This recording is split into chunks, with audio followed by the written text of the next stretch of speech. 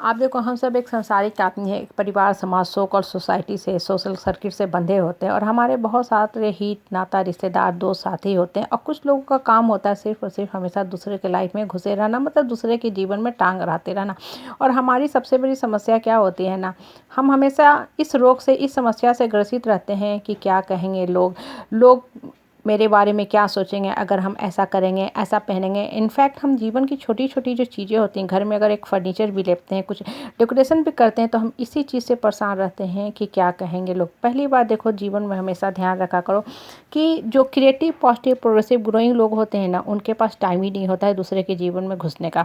और जो बेकार के खाली पीली बाहियात लोग होते हैं, जो हमेशा दूसरे के जीवन में टांग अड़ाते रहते हैं, दूसरे के बारे में फीडबैक तैयार करते रहते हैं, दूसरे के जीवन का बही खाता लिखते हैं, स्क्रिप्ट लिखते हैं, ऐसे लोगों को लिखने दो। आपके पास वहाँ टाइम नहीं होना चाहिए कि दूसरे की कही हुई बातों को दिमाग में लेके ढोते रहो, सोचते रहो घंटों घंटों घंटों, और अपने जीवन का जो बहुमूल्य एनर्जी है उसको वेस्ट करो। देखो, जीवन ना एक ही चीज़ पे चलती है, वो होती है एनर्जी, मेंटल एनर्जी। अब माइंड की जो एनर्जी होती है ना, उसको आप कहाँ इन्वेस्ट करते हो, कैसे लगाते हो, ये आपके ऊपर डिपेंड करता है।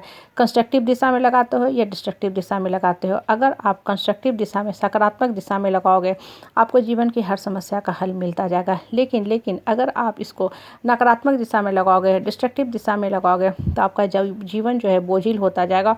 और जो समस्या है ना, उसके साथ आप और भी नई समस्या को कॉल करते जाओगे। जितना ज़्यादा आप बेकार के लोगों के साथ उलझोगे ना, आप अपनी जो समस्या है उसको भी रिकॉल करते जाओगे और नई समस्या को भी कॉल करते जाओगे। मतलब आप पास्ट में उलझे रहोगे, पास्ट की बातों को लेके कॉन्फ्लिक्ट आर्गुमेंट करते रहोगे, और इन द मीन टाइम होगा क्या कि इस समस्या का तो हल निकला ही नहीं। आप नई समस्या भी कॉल कर लिए, बुला लिए, इन्विटेशन दे दिए, निमंत्रण दे दिए, आमंत्रण दे दिए नई समस्या को कि मेरे दिमाग में आके घर कर लो। और सबसे बड़ी समस्या क्या उपज जाएगी कि आप एक मानसिक रोगी बन के रह जाओगे। देखो, जीवन में परिस्थिति और परेशानी है ना, उससे वही इंसान निकलता है जो जूझता है, मतलब उसका हल खोजने का कोशिश करता है। लेकिन जो इंसान मानसिक रोगी बन गया है ना, वो कभी भी नहीं उठ सकता है। कोई भी सत्संग, प्रवचन, पॉजिटिव बातें, हाँ मोटिवेटिंग बातें, अच्छे जो किताब होते हैं, उसको कभी नहीं उठा सकते। इनफैक्ट ऐसे लोगों से ना साइकोलॉजिस्ट और डॉक्टर भी हाथ जोड़ के माफ़ी मांग लेता है। क्योंकि देखो, आपको उठना खुद है। आपको माइंड के अंदर जो नकारात्मक सोच का जो मकड़ी जाल है, नेटवर्क जो चलता रहता है ना, आपको हर समय परेशान करते रहता है। उठते, जागते, सोते, बहुत लोग तो नींद में भी उसी समस्या के बारे में सोचते रहते हैं। उन्हें पता ही नहीं चलता है कि कितना जीवन निकल गया, मतलब उन्होंने अपने लाइफ का कितना वैल्यूबल टाइम बस इसी चीज़ में वेस्ट कर दिया, एक ही समस्या, एक ही बात में उलझे हुए। कभी कभी तो सारा जीवन भी बर्बाद कर देते हैं।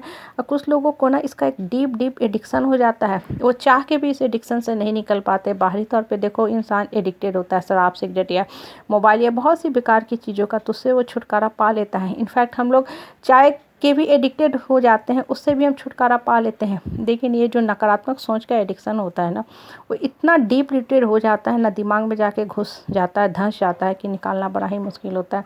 इसलिए मन को ना हमेशा किसी अच्छे दिशा में इंगेज करके रखा करो, और अपने माइंड के ऊपर हमेशा अपना कंट्रोल रखा करो। दूसरे के हाथ में कभी भी पावर मत दिया करो।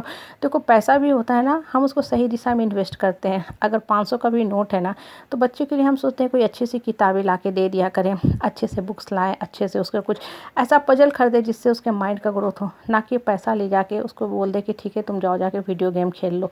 ये टोटली वेस्टफुल थिंग्स होता है। कहने का मतलब क्या होता है ना, अपने मन की जो एनर्जी है ना, मन के अंदर जो सोच चलते रहते हैं, उसको सही दिशा में रिडायरेक्ट करने का कोशिश करो। जब आप सही दिशा में रिडायरेक्ट करोगे ना, तो देखोगे कि कब आपके परिस्थिति का हल निकलता जा रहा है, आपको खुद में ही पता नहीं चलेगा। और आपका जीवन जो है इतना सुंदर, इतना मीनिंगफुल होता जा रहा है कि आप खुद में ही आश्चर्य करोगे। जब अकेले बैठोगे, एकांत में बैठोगे, अपने लाइफ का रिव्यू करोगे, अपने पास्ट को देखोगे, तब आपको लगेगा कि आप कहाँ थे, आज कितना ऊपर आप उठ गए। और देखो, जो इंसान उठता है ना, अपने जीवन को आगे की तरफ लेके चलता है, उसी इंसान का बात का दूसरे के ऊपर भी प्रभाव पड़ता है। नहीं तो बोलने वाले लोग तो घंटों घंटों बोलते रहते हैं, क्या बोलते हैं उन्हें खुद में ही पता नहीं होता। कुछ लोग धरती पे आते हैं बकवास करने के लिए, और ऐसे लोगों के लिए ना जो मेंटल हॉस्पिटल होता है ना, वहाँ भी जगह नहीं मिल पाती है, क्योंकि वहाँ भी जो बेकार के लोग होते हैं ना, वो जगह उनसे फुल हो चुकी है। कहने का तात्पर्य क्या होता है ना, जो खाली पीली लोग होते हैं, बेकार के लोग होते हैं, क्या बोलते हैं, नहीं बोलते हैं, ये जो नकारात्मक टोन, कमेंट, फीडबैक होता है,